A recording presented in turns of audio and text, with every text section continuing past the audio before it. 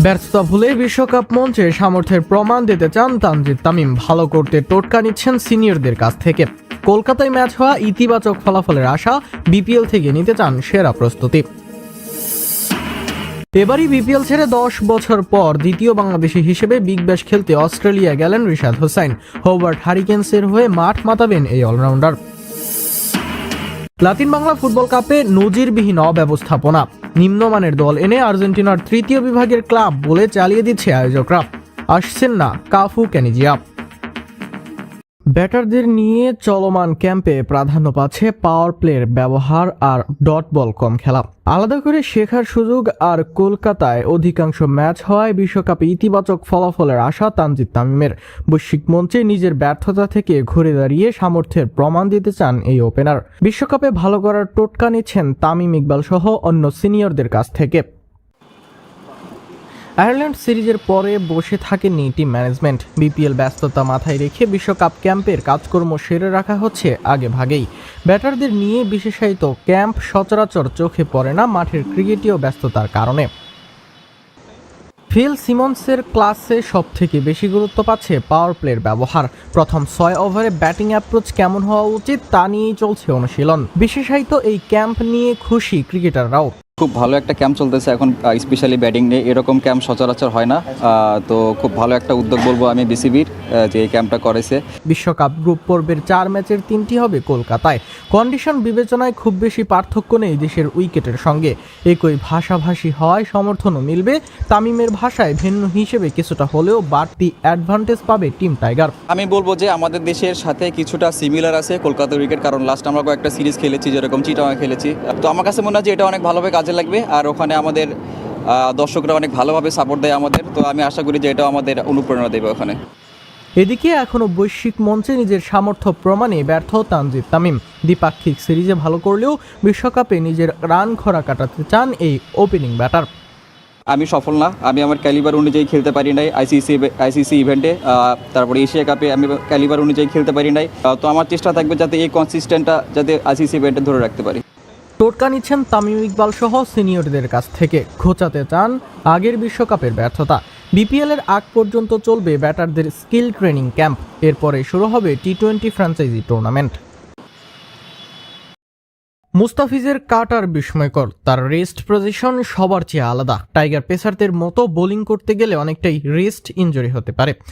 IL টি-20তে ফিজের বোলিংয়ে মুগ্ধ হয়ে এসব কথা বলেছেন ব্রিটিশ ধারাভাষ্যকার অ্যালান উইলকিন্স। মুস্তাফিজের কাটার ক্রিকেট বিশ্বে রীতিমতো বিস্ময়। স্লোয়ার কাটার কম বেশি সব বোলারই করেন, কিন্তু এই বিশেষ ডেলিভারিতে টাইগার পেসার অনন্য। বাংলাদেশ তো বটেই, আন্তর্জাতিক ক্রিকেট, আইপিএল সবখানে বাঘা বাঘা ব্যাটসম্যানরা কাটার মাস্টারের মায়াবী ডেলিভারির জালে আটকা পড়েছেন বহুবার। 10 বছরের ইন্টারন্যাশনাল ক্যারিয়ার, কিন্তু এখনও তাকে রিড করতে বেগ পেতে হয় ব্যাটারদের। সংযুক্ত আরব আমিরাতে চলমান আইএল টি-20ও দেখছে ফিজের খেল।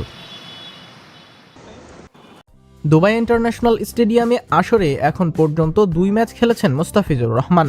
দুবাই ক্যাপিটালসের জার্সিতে আইএল টি-20-র অভিষেক রাঙাচ্ছেন টাইগার সেন্সেশন। গালফ জায়ান্টের বিপক্ষে প্রথম ম্যাচে 4 ওভারে 26 রান দিয়ে নিয়েছেন 2 wicket. 2 danger man Pathum Nissanka ও রহমানুল্লাহ গুরবাজকে তো প্যাভিলিয়নে ফিরিয়েছেনই। বোলিং করেছেন মাত্র 6.5 ইকোনমিতে।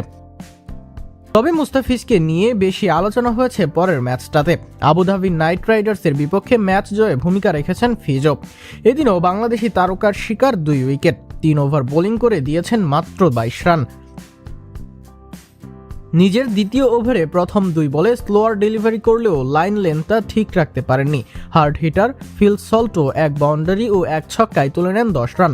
তৃতীয় ডেলিভারিতে স্লোয়ার বাউন্সারে পরাস্ত করেন ব্যাটারকে।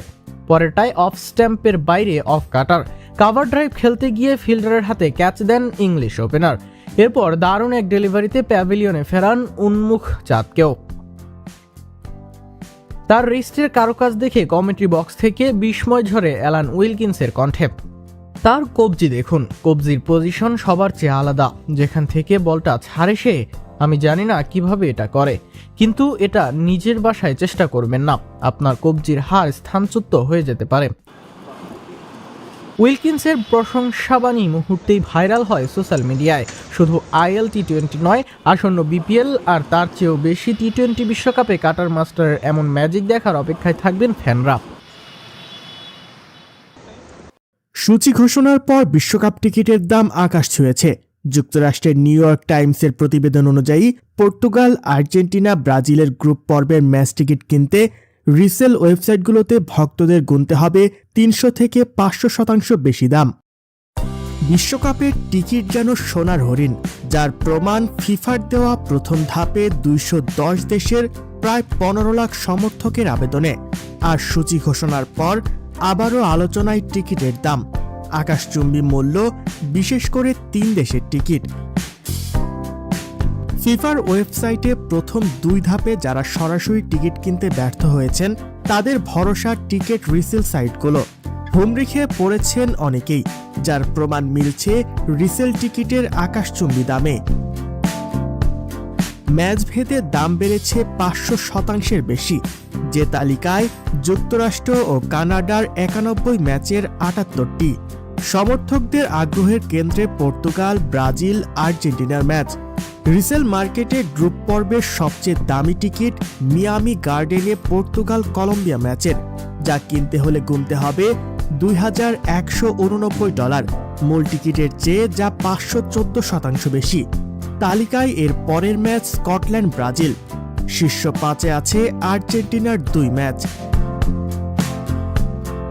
দাম বেড়েছে নকআউট পর্বের টিকিটেরও। পছন্দের দলকে গ্রুপ চ্যাম্পিয়ন হিসেব করে 3 জুলাই আর্জেন্টিনা ম্যাচের দাম পৌঁছেছে $500 থেকে $1,500। তবে মুদ্রার উল্টো পিঠও আছে, দাম কমার তালিকায় 12 ম্যাচ। প্রথমবার বিশ্বকাপ খেলা কেপ ভার্দে, সৌদি আরব, উজবেকিস্তান, আলজেরিয়া আছে যে তালিকায়। এর মাঝেই তৃতীয় দফায় টিকিট বিক্রির আবেদন চালু করেছে ফিফা। 11 ডিসেম্বর থেকে মিলবে শেষ ধাপের টিকিট।